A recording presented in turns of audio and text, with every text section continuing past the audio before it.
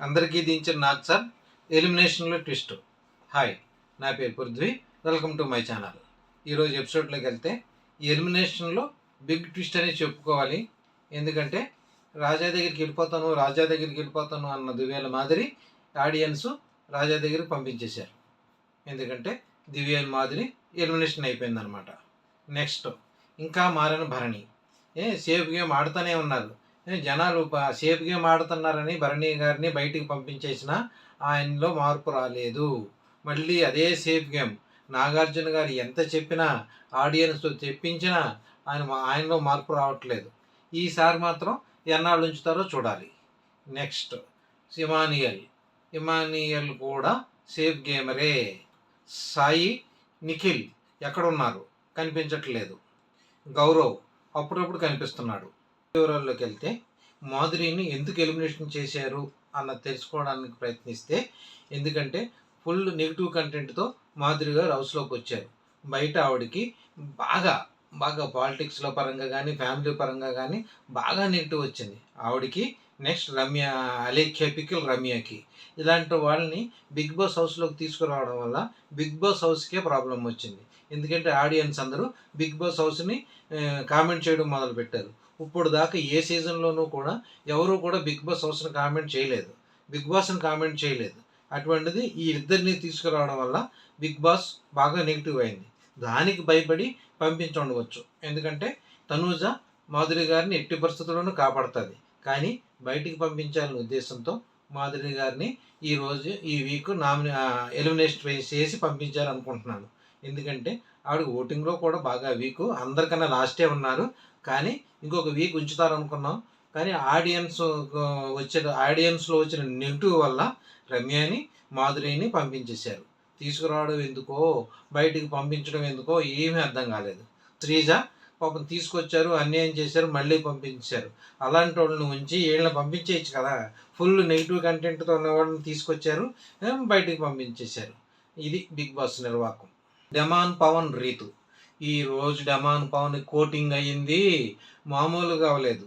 Excellent player, మామూలు player కాదు అతను, సూపర్ ప్లేయర్. మంచి బుద్ధి, మంచి క్యారెక్టర్, రాముడు మంచి బాలుడు. కానీ రీతు వెనకాల రాముడు పడ్డాడు. రాముడు పడితే ఎలా ఉంటుందో అలాంటి పరిస్థితి డెమాన్ పవన్కి ఎదురయ్యింది. నాగార్జున గారు బయటకు పొమ్మన్నారు, రెడ్ గారు చూపించేస్తారేమో అనుకున్నాం. కానీ హౌస్ మేట్స్ అందరూ కాపాడారు. ఎందుకంటే ఎవరు కూడా ఒప్పుకోలేదు బయటకు పంపడానికి.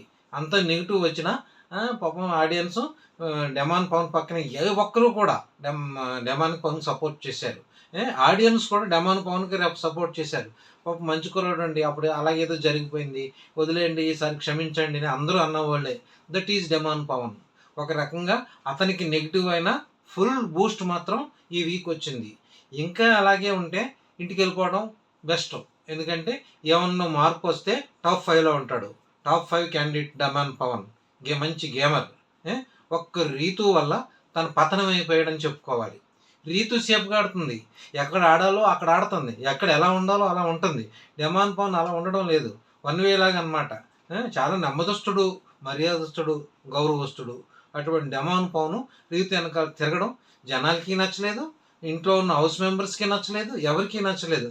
అయినా మార్పు రాలేదు. ఈరోజు బయటకు పంపించేస్తాను అంటే అప్పుడు కాళ్ళ వేళ్ళ పడి బతిమాలుకుని రీతుకు సారీ చెప్పి అప్పుడు యాక్సెప్ట్ చేశారనమాట. డెమాన్ పవన్ హౌస్లో ఉంచడం అందరికీ నచ్చింది. ఇంకా బాంధవ్యాలు వదులుకొని భరణిని ఏమన్నా అన్నారంటే దివ్య వచ్చేస్తుంది. ఎందుకు అంత అర్థం కాదు. భరణిలో మార్పు రావట్లేదా, ఏళ్ళలో మార్పు రావట్లేదా? తనూజ సైడ్ అవుతున్నట్టు అనిపిస్తుంది, కానీ సైడ్ అవ్వట్లేదు, అక్కడే తిరుగుతుంది. దివ్య డైరెక్ట్గానే అంటుంది, మీరు లేకపోతే నేను లేనండి, మిమ్మల్ని నేనంటే మీరు పడాలి, మీరంటే నేను పడను. అదేంటో అర్థం కాదు. అదే మనస్తత్వం, మెంటాలిటీ ఏవో అర్థం కాదు. కెప్టెన్ అయిపోయింది. మొత్తం మీద భరణిని అసలు ఎట్టి పరిస్థితుల్లోనూ వదలట్లేదు. నెక్స్ట్ ఏంటంటే సంజన గారికి కూడా ఫుల్ కోటింగ్ అయింది. మామూలుగా కోటింగ్ అవ్వలేదు, మాటలు వదిలేస్తుంది ఆవిడకి. సుమన్ శెట్టి గారిని అడిగారు, సుమన్ శెట్టి గారికి మళ్ళీ మంచి బూస్ట్ వచ్చింది ఈరోజు కూడా. ఆయన ఏం చేయట్లేదు హౌస్లో, కాకపోతే బూస్టుల మీద బూస్టులు వచ్చేస్తున్నాయి ఆయనకి. ఆయన నుంచో పెట్టి ఆడియన్స్తో ఆయనకి చెప్పించారు, సార్ మీరు బాగా ఆడుతున్నారండి. ఏం ఆడుతున్నారు ఆయన? ఏమీ ఆడడం లేదు. అయినా సరే ఆయన బూస్ట్ ఇవ్వాలని, కొంతకాలం బిగ్ బాస్ హౌస్లో ఉంచాలని ఏ, అని బిగ్ బాస్ అనుకుంటున్నట్టుంది. ఎందుకంటే పాపం ఆయనకి ఏ రిమార్కు లేదు, ఉంచడం వల్ల ప్రాబ్లం కూడా ఏమీ లేదు.